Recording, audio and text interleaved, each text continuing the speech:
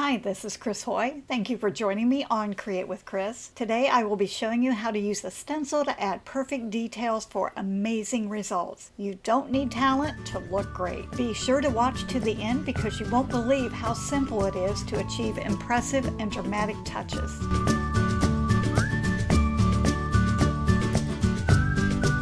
This was a new design I worked on and it had a lot of detail, and I knew I didn't want to have to do all of this by hand, so I drew up a stencil and had our stencil department create a stencil for me.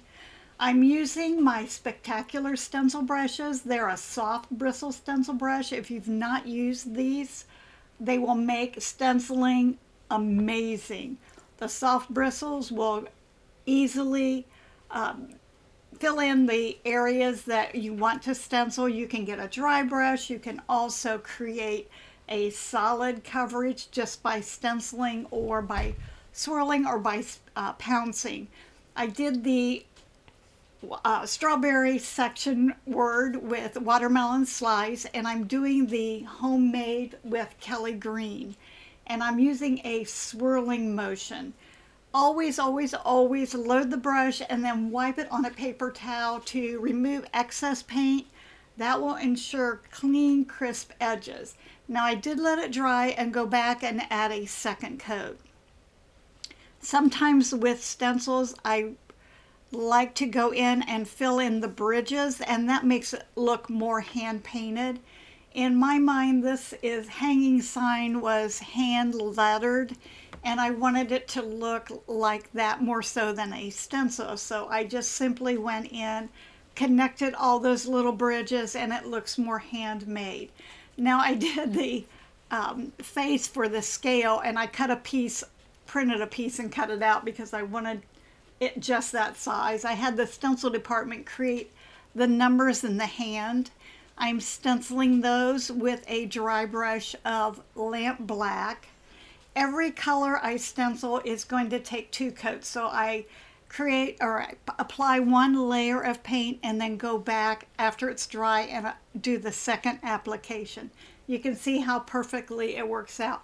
I wanted a border around the edge and I wasn't sure how I'd do that, so I took the same stencil that I used to stencil the scale face, and I just lined around the edge of it with my micron pen. You could also use a liner and lamp black paint, but for this intricate detail, I thought the micron pen would be a little more precise and a little more controllable. And I left the stencil in place, and that's going to ensure that if I start toward the center and pull those little lines out, that base where the border is going to be perfectly clean and straight. Look how easy that is to add those detailed lines. And I think this is part of my favorite aspects of this design because it looks so intricate. And then to ramp it up just a little bit more, I'm taking thinned Payne's Gray and my Epic script liner, and I'm just floating or lining in a little bit of a drop shadow. Look at that. That is amazing. And you can do all of this with a brush and paint it by hand, but I'm telling you, if you have a stencil, it's going to be absolutely perfect and it's going to look fantastic. Now, when I had that little paper face taped on there, I wasn't sure where my leaves were, so now that I have the face stenciled on, I'm just extending those leaves. I wanted them to go in front of the scale so it didn't look like it was a piece of paper pasted on there. So I'm just going back and reinforcing those leaves and adding the highlights and the shadowing the same as I did for all the other strawberry leaves. And I think just that little bit of detail where it overlays the stenciled area, if you will, it really ramps that up and makes it look like everything has intricate detail, and there's a long amount of time spent in fussing over that. I just want to put the front on to make sure everything looks good. I'm getting ready to stencil in the top wording, and again, you can do this with a paintbrush, but I tell you, when you have a stencil, it is just so perfect and precise, makes all the difference in the world. I'm stenciling this with watermelon slice. This is just a very soft dry brush just to make sure that everything has a nice undercoat. The smaller letters are Kelly green. It's a little bit of a stronger green, and it really adds a lot of dimension to have the different colors there. I wanted the bottom of the letters to be a little darker, so I did dry brush with a little bit of a swirl deep burgundy, just like along the bottom third of the letters. I did want the strawberries to look like they were hand painted, so I am connecting all the bridges. For the little Farm Fresh and Pick Daily, I did not think those needed to be connected, so I left those as a stenciled feature. All of the lettering, everything I stencil has 2 coats. It's always best to do 2 light coats as opposed to 1 heavy coat. If you've ever stenciled and had that awful run under, that's because the paint is too heavy or too wet on your brush. I wanted to do the strawberries, 1 on each side of the lettering. While that's drying, I thought I would go ahead and drop these in. Now the cap or the little stem is really close to the top of the strawberries, so I'm using one of my Painter's Pal tools just to kind of mask that off.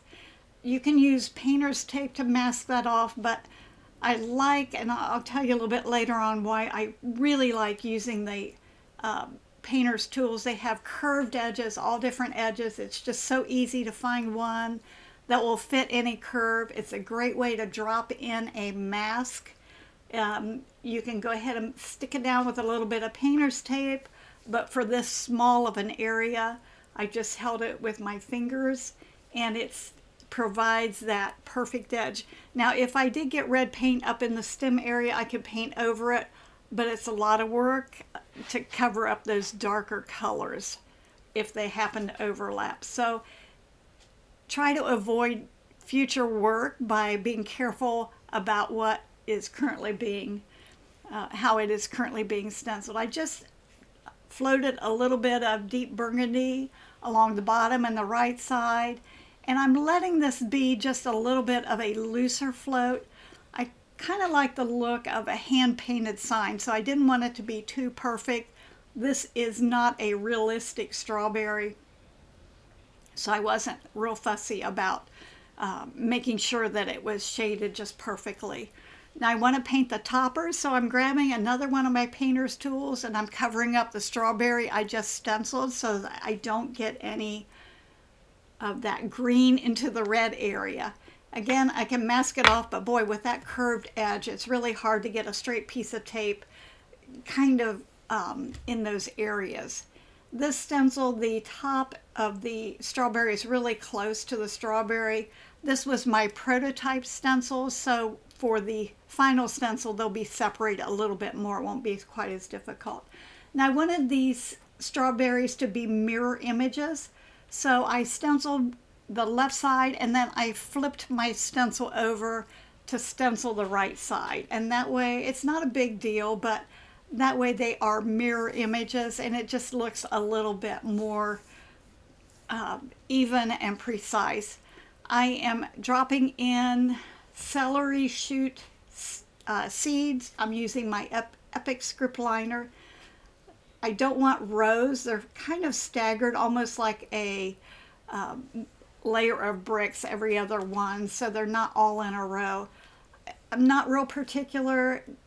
I just wanted it to have that look of all the seeds, and I think this, for this application, that is just perfect. Using my 1/8 inch awesome angle to float in a little bit of celery shoot to highlight the top and the left sides, and then Kelly green to darken the bottom and the right side. And I did stencil the caps with green tree. It's just kind of a medium green. It just gives that look of dimension very easily. Don't have to trace. I mean, the base coat's on there. Just go in and add a little bit of detail on there. Payne's Gray is kind of my connecting color, so I'm floating a little bit of Payne's Gray on the strawberries, bottom and right side. I wanted to enhance the letters a little bit more. This is like the focal billboard of this little strawberry booth. So I want strawberries to really stand out. I've loaded my Epic script liner with Payne's Gray, and I'm pulling a strong hard line down the right side and along the bottom. And this will not only create a dimensional effect, but it will also help those letters to really stand out a little bit stronger. I did wait until those were dry. I do kind of jump around. I wanted to do the strawberries before I went back to the lettering. And the reason I do this, if you have a mistake and you need to wipe it off, you're not going to remove freshly painted lettering. And after you've stenciled that all on, if you go in and have to re-stencil it and touch it up, it can become kind of a chore. Again, be careful, just take your time, don't try to rush it, let the paint dry well, and if you have to go back, and you can see it, I went back quite a few times just to touch up that lining. And on something like this, I am pretty particular. I want it to be smooth and even and exact, because this is part of the sign detail. And this is not like we've done before where everything's just a little bit loose. This is just a little more controlled, a little bit stronger, but the final look is impactful, and this is exactly what I want for that. Really strengthens those letters and helps them to stand out. Now, another thing that I'm doing throughout this entire design is floating in or painting in a Payne's Gray drop shadow to the right and just a little bit below, using my Radical Round to apply that. It's perfect. It's a little bit of a pointed tip on it, but it has a big fat belly and it's going to hold a lot of paint. I decided the letters needed to be brightened up a little bit, so I am using cotton candy to add a few dip dots on the widest part of each letter.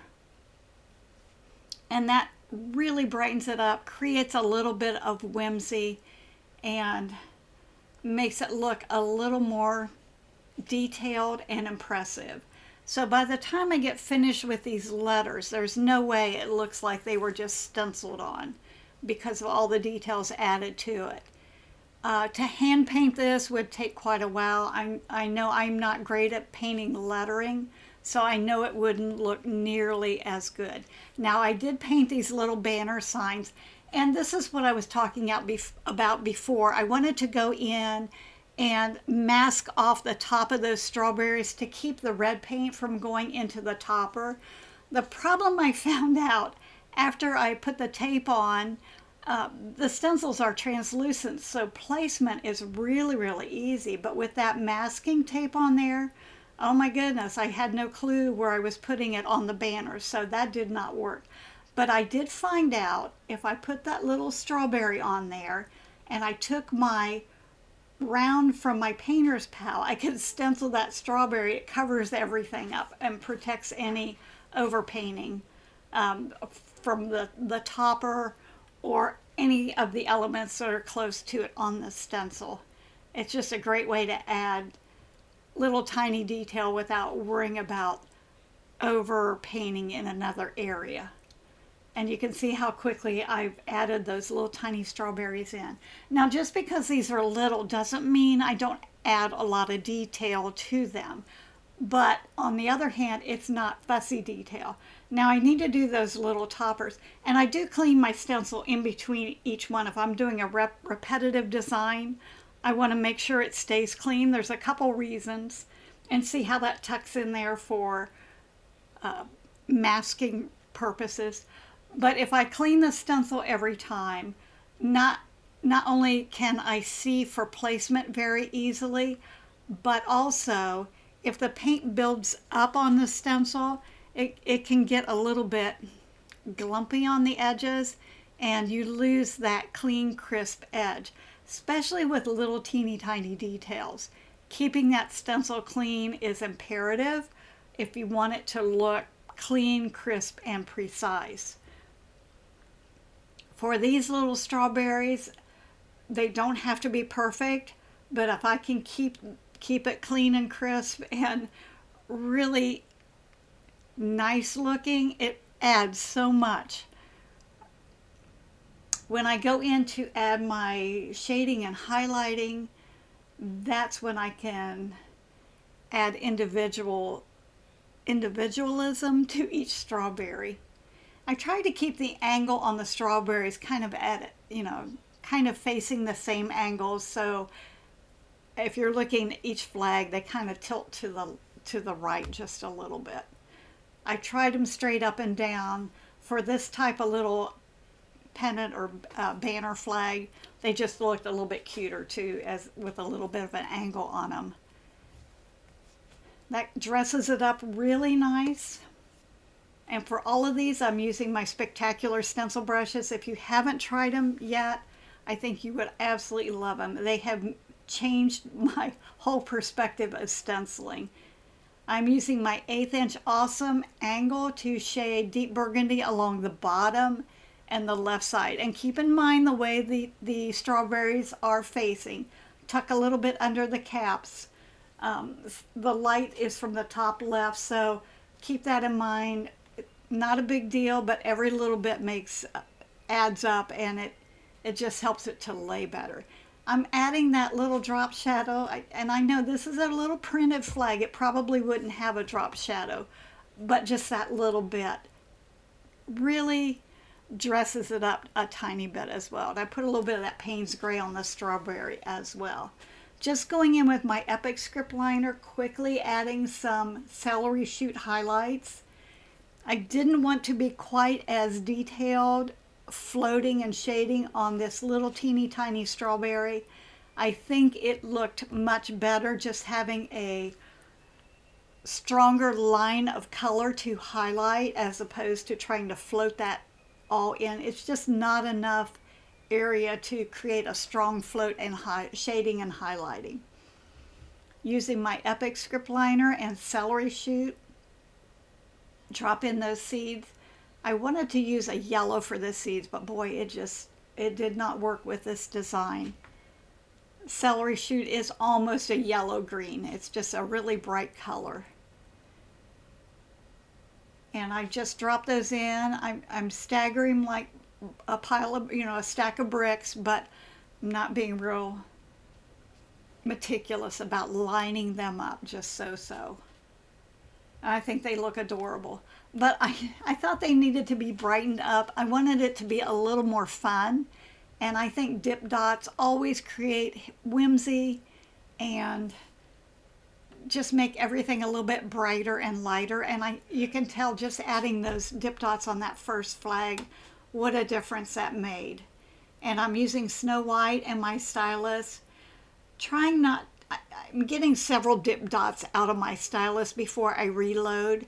A lot of it is pressure, so when I first load it and dot, I touch lightly, and as I can do about maybe 3 dip dots before I have to reload. With each dot, I push a little harder, and they kind of pretty much maintain the same size. If you have the same pressure from start to finish and you do a series of dots, they're just going to get smaller in size. I just kind of keep an eye on it. I can tell when they get smaller. I just take time to reload. Watch placement. That one kind of jumped off the flag. And my paint is very loose and very wet. So if you keep an eye as you proceed, any mistakes can be really easily removed. This is a fun project, not a serious project. So it's just keep that fun atmosphere while you're painting. Wanted to put the open sign in. I wanted to make sure it was definitely in the center. Make sure those dip dots are dry. And I use my T ruler because I have trouble with straight lines and centering. So I always use a ruler to make sure that my elements are straight and exactly positioned. If you have trouble with that, you need to find something that's going to help eliminate that problem. T-square worked out really well for me. Again, I stenciled this twice to make sure I had a really nice, even coverage on that. using my number 3 Spectacular stencil brush, and I'm just doing a light coat. And white is a little bit hard to get an opaque coverage, so I wanted to leave this, and I took out I think everything I took out that had 2 or 3 coats on it. But on the open, I wanted to make sure that was a really strong element. So I stenciled 1 coat on, and you can see how pale it is. Let it dry really well. Never try to stencil wet over wet. It just won't work, and it'll end up digging a hole. Always, always load your brush, wipe it over a paper towel to get rid of that excess paint, and be patient. You just need to take time to get it evenly and smoothly applied. Adding more paint and going faster will not make a difference. That's with the second coat, and I believe I ended up with just 3 coats. And you can tell 3 coats is going to make it goes from a dull white to a bright white, and it might even take 4 depending on how the coverage is going.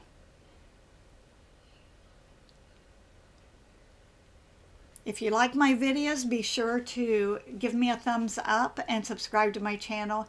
Love to hear from you. Let me know where you're from. Let me know if you have any questions. I'd be more than happy to answer. You can see now how strong that open is. Now I wanted to put 2 little strawberries down in the corner with little faces on them, and I wasn't real sure of placement. When I designed this, I don't have a pattern. I'm just kind of creating it as I go. So I did use my stencil as a template, and I just kind of drew placement for the strawberries on there. Once I knew where my placement was, then I went ahead and stenciled. So I not only used my stencils to create the base coats, but I often use my stencils as drawing templates. It's just really a great way to get a design on there. If you're not sure that you're going to like where it's at or how it's going to look, very, very lightly trace it on, or trace it onto a piece of tracing paper and hold it in place to kind of get an idea if that's going to work out well. Painting the strawberries the same as I did all the other strawberries, a nice strong watermelon slice base coat, a little bit of deep burgundy shading on the bottom and the right side, and a little bit of cotton candy highlight on the left. And I wanted these little strawberries to have cute little faces on them. So I wanted this area to be nice and a big area for a cute little face. I stenciled the toppers with green tree. And on these I just used 1 coat for the toppers because of all the highlights and shading. Definitely didn't need to do 2 coats. But take a look at it, and you can see where it overlaps the red from the strawberry in the background. I will go back and put a second coat in that little tiny area, or touch it up with my brush just to make sure that that doesn't look transparent, because that red paint underneath the green will show through with just 1 application. And you can see that tip's just a little bit stronger. I did go ahead and put the seeds on before the face because I wanted to make sure that they were evenly placed. If I put the face on and tried to do it around the face, I wasn't sure they would come out correctly. And I think it was a smart move to do that because after I put the face on, I would not have put seeds where they ended up being, but they worked out well. Oh, I did stencil these with Kelly Green. I'm going back with the green tree just to brighten those up. I guess the other ones I did all of those with the green tree and then went back with the highlights and shading. These, again, are not real fussy. I just want to get that brightness on there. You can see I don't blend it out. I like that look. To me, it looks like more of a hand-painted sign. Whoever set this booth up painted the sign, so they're not professionally done. They're just a cute little strawberry booth with fun little faces on it. And I thought if it were too painted and too blended, I'd kind of lose a little bit of that charm. So I left that on there, kind of maybe a little bit blocky. I'm using Payne's Gray to add that drop shadow to the right and below. I just think that's almost kind of magical. It makes such a big difference. Not being super precise, I just want to give that look of shadowing. That's all that's needed. It doesn't have to be exact, and it just really works out well. I did put a little shadow around the open sign as well. I thought it would go in and highlight some of those seeds on the left. Not sure that made any difference at all. It just, at the time, seemed like a good idea. Using my Epic script liner and lamp black to paint the ribbon or the tie string for the banners. And I could have used a micron pen. Definitely would have been a little bit easier to, I just have trouble with a micron pen. I'm much better with a liner than a pen. And I like the way it flows. I like the control. It makes me nervous with a micron. You can't wipe it off and redo it. It's kind of, India ink is definitely on there to stay. I did paint the loops first and then went back and put the strings on.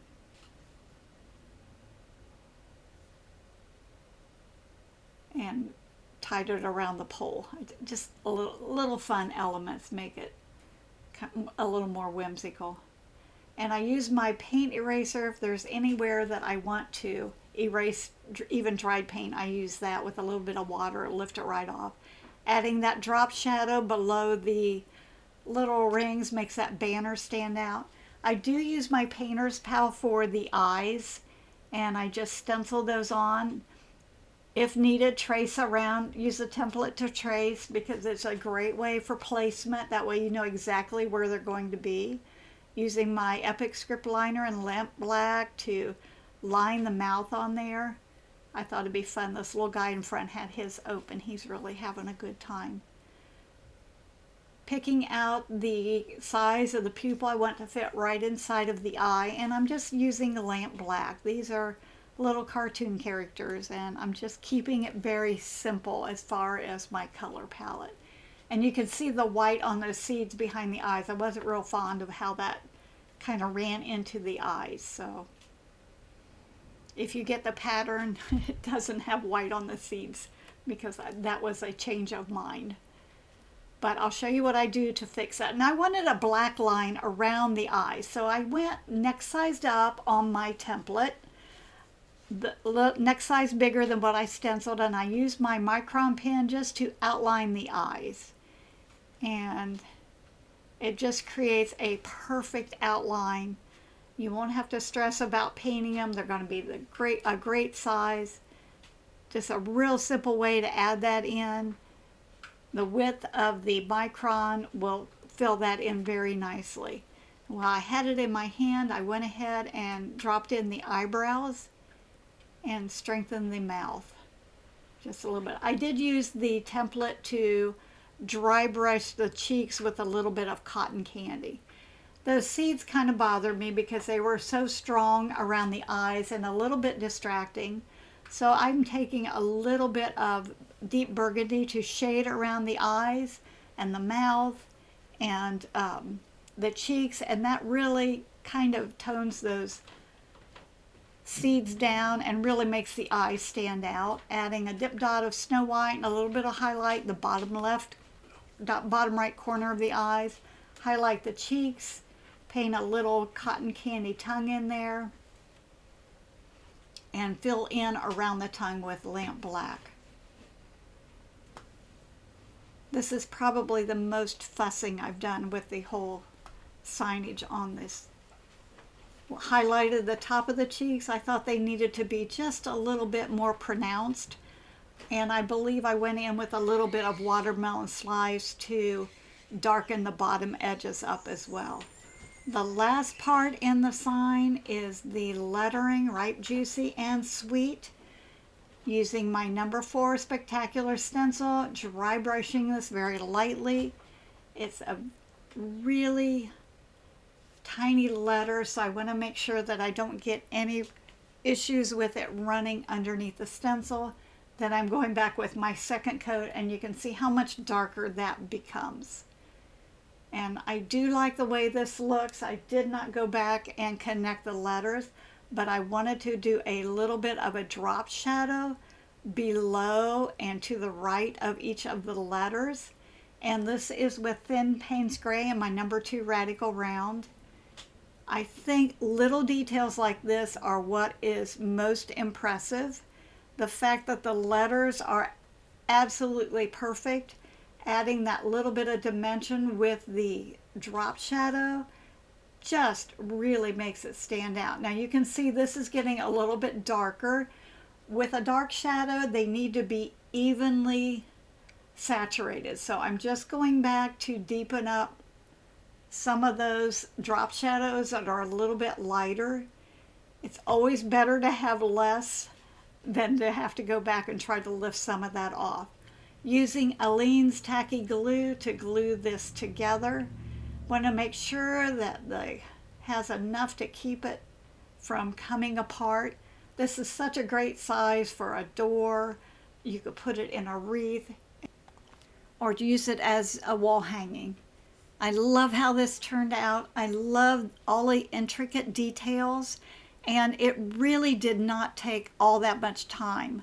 Whether you are a beginner or an experienced stenciler, I hope this gives you some ideas on the endless possibilities of using stencils in a design. Adding details, embellishments, and other special touches will elevate an ordinary stencil and provide a wow factor to every project. Everything I used is listed in the links below. Be sure to check out my other videos for more quick and easy painting techniques. Thank you for joining me, and I look forward to our next painting adventure together. And remember, a little bit of paint makes a big difference.